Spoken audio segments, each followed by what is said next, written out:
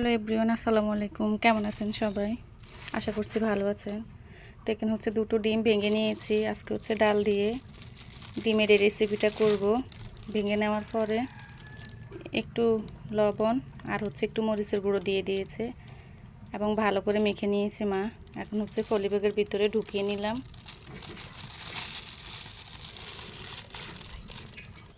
এই তো গিট্টু দেওয়া শেষ, পলি ব্যাগের ভিতরে দিয়ে দিয়েছি। এখন হচ্ছে ভাতের পাতিলের ভিতরে ঢুকিয়ে দেব। এই তো ভাতের সাথে হচ্ছে ডুবিয়ে দিয়েছি পলি ব্যাগটা। ফুলে কিন্তু একাকার হয়ে গিয়েছে। এটাকে নাকি ডিমের হুঁশ বলে, তো যাই হোক আজকে কিন্তু ওইটা রান্না হবে।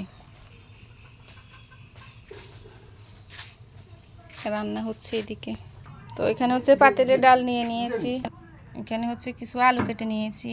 এখন হচ্ছে নারকেলের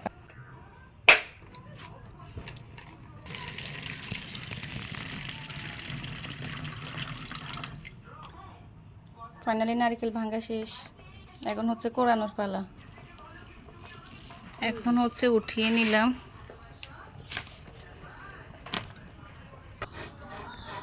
এখন হচ্ছে পলি থেকে খুলে নিতেছি।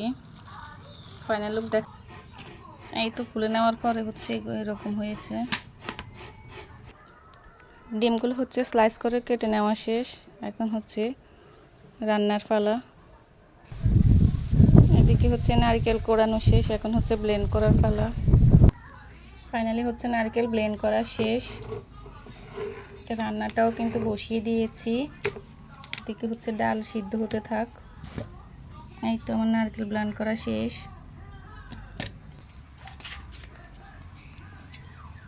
এই তো ডাল সিদ্ধ হতেছে। ডাল সিদ্ধ হয়ে গিয়েছে। এখন হচ্ছে আলু দিয়ে দিচ্ছি এক এক করে।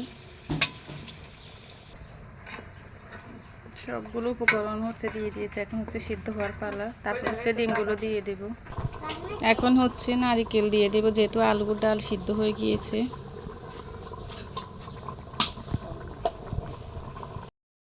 দেওয়ার পরে হচ্ছে এরকম হয়েছে।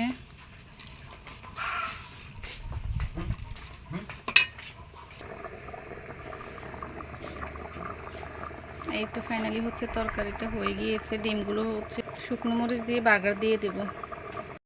শুকনো মরিচও দিয়ে দিলাম। একটু কালো হয়ে আসলে পেঁয়াজ দিয়ে দেব। পেঁয়াজ দিয়ে দেব। ডিম তরকারির ফাইনাল লুক হচ্ছে এইটা। দেখতে কতটা সুন্দর লাগতেছে আর মজাদার লাগতেছে, না জানি খেতে কত টেস্ট আসে। যারা রান্না করতেছেন এভাবে রান্না করে দেখবেন, অসাধারণ লাগে কিন্তু খেতে। আল্লাহ হাফেজ।